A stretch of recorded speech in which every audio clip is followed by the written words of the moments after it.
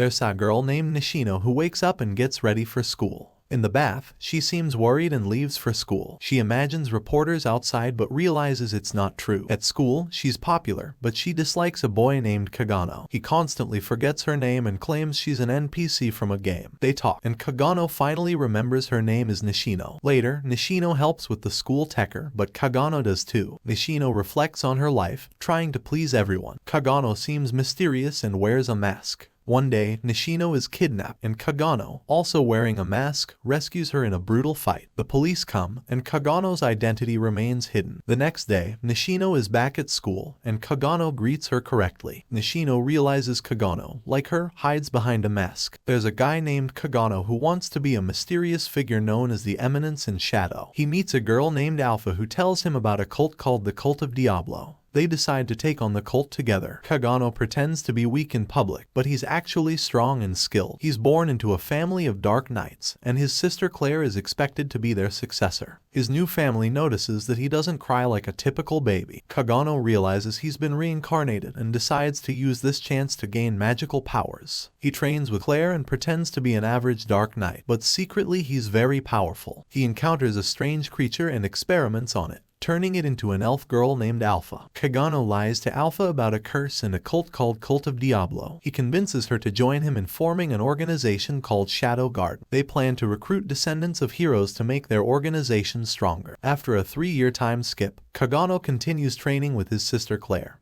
who doesn't know his true strength. They prepare for Claire's farewell party as Kagano plots to expand their organization. Kagano and his friend, Beta, discuss Kagano's missing sister, Claire. They suspect she's been kidnapped by a group called the Cult of Diablo. Kagano, who can predict things, throws a knife on a map to find the hideout. Beta is impressed and they plan to rescue Claire with their group, the Seven Shadows. Meanwhile, Claire is held captive by a kidnapper who talks to her about her brother, who supposedly healed her once. Claire denies it, and they argue. Claire gets angry, breaks free, and threatens the kidnapper. However, she gets knocked out. The Seven Shadows, led by Alpha, infiltrate the kidnapper's hideout. There's a fight, and Alpha defeats the kidnapper. Another member, Shadow, teaches the kidnapper about magic but ultimately defeats him. The kidnapper reveals a photo of his daughter, Melia, and dies. The next day, Claire is rescued, and the mission is successful. A girl returns to her home in a really bad condition and mood. Strangely, her injury magically heals overnight. The next day, she heads to the capital, acting as if nothing happened. Kagano is on a train, reflecting on a story about a cult called Diablo. According to the story, people are leaving to fight this organization, but Kagano believes it's just a made-up drama. He reveals that the cult never existed and that people grow up, forgetting about superheroes. Kagano recalls his past life where he died while training and expresses his determination to become a skilled shadow. Upon reaching Midgar Kingdom, Kagano plans to enroll in the prestigious Midgar Academy, where his sister is already studying to become a Dark Knight. Despite being treated as a background character, Kagano is excited about the academy. 7 months later, he faces a penalty for a low test score, which involves proposing to the most popular girl in school. Kagano nervously approaches Princess Alexia, expecting rejection. To his surprise, Alexia accepts, and Kagano is both excited and confused about how he, an average student, ended up dating the princess. His friends and fellow students are also perplexed and jealous. Kagano attempts to make the situation awkward to get dumped, but Alexia continues to show interest, leaving him puzzled and in disbelief. Even during a meal in the canteen, Alexia sits with Kagano, causing a stir among other students. Kagano tries to act poorly, hoping Alexia will break up with him, but she enjoys his company. Later, Alexia arranges for Kagano to join her in a royal bushing fencing class. Despite Kagano's attempts to avoid the situation, it seems his plan to end the relationship is failing.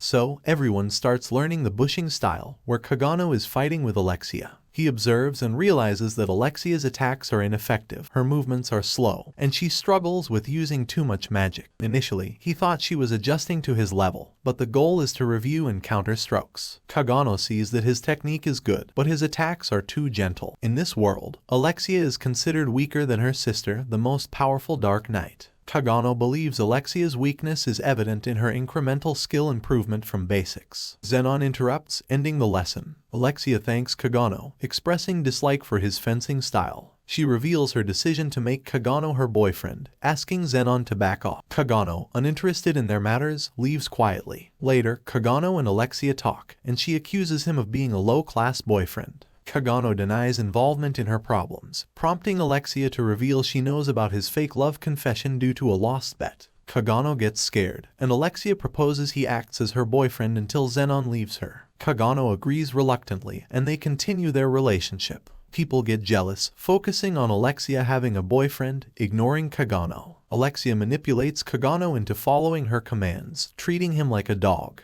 Despite this, Kagano enjoys the situation. On a train, Alexia criticizes Zenon, and Kagano suggests marrying him. Alexia dislikes Zenon despite his apparent perfection, citing it as a facade. Kagano defends Alexia's flaws, calling them a part of her average, yet unique, personality. 2 weeks pass with little happening in their relationship. While on a train, Alexia criticizes Kagano's fencing style, but he expresses his admiration for her uniqueness. Alexia shares her struggle to match her sister Iris's excellence, and the nickname Fencer Ordinary. Kagano reassures her, expressing his liking for her fencing style. Alexia recalls someone else saying similar words after her defeat in the Bushin Festival. So, my sister told me this, but she won't really understand what I was going through. I felt really down and weak. I don't like my way of using a sword. Kagano thinks I'm not a good person because if a lot of people are dying far away, I don't really care. But there are some things I do care about a lot, even if they don't matter to others. That's why I like your fencing style. Alexia gets mad after hearing this from Kagano. She takes out her sword and asks Kagano what he means. Kagano doesn't say anything, but I get angry when people criticize what I like. When the train stops, the driver looks inside, surprised to see Kagano's sword. Alexia puts her sword away, says goodbye, and leaves. Kagano realizes his new relationship is over. In the next scene, Kagano is going to school with friends who try to cheer him up.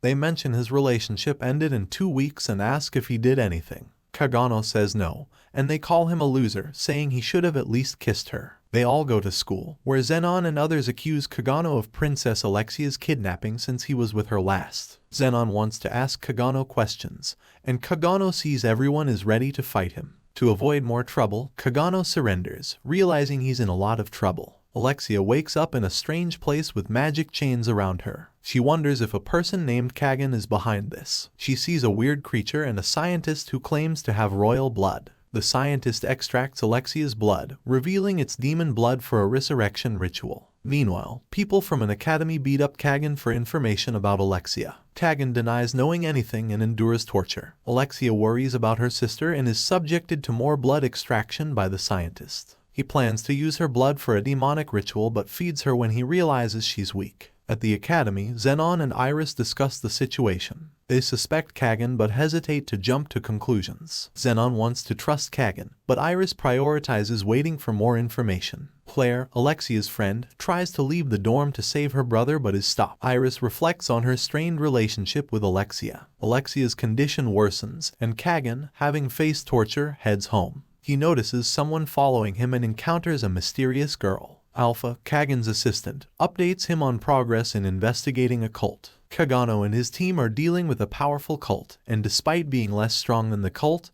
they are growing. Kagano believes that most people in the cult live normal lives, but sometimes they engage in activities he enjoys. One day, Kagano throws a wrapper into the trash, but it doesn't land there. Alpha suggests changing clothes, and Kagano claims he can't. Alpha takes charge, throws the wrapper away, sits next to Kagano, and warns him about the potential consequences of his actions. Kagano suggests blaming a baron's poor son for the crimes. Alpha reveals that the cult kidnapped Alexia because of the royal family's hero blood. Kagano wonders if Alexia is alive, and Alpha believes so, as her blood is valuable. Kagano denies a romantic relationship with Alexia. Alpha encourages Kagano to trust them more. Later, Beta informs Kagano that all available people are gathered for a plan to attack the cult's base. Kagano is surprised that there are only 114 people. Beta apologizes, and Kagano learns the plan to rescue Alexia and attack the cult's base. The story shifts to Kagano's torture by the cult, where he confronts his tormentors. Kagano fights back, and Delta joins him. Kagano plans to expose the organization before sunrise. Meanwhile, Iris, part of the Night Order, learns about multiple attacks and focuses on protecting the school. Alexia, held captive, witnesses a scientist experiment on a creature that becomes powerful and kills the scientist. Alexia is left confused.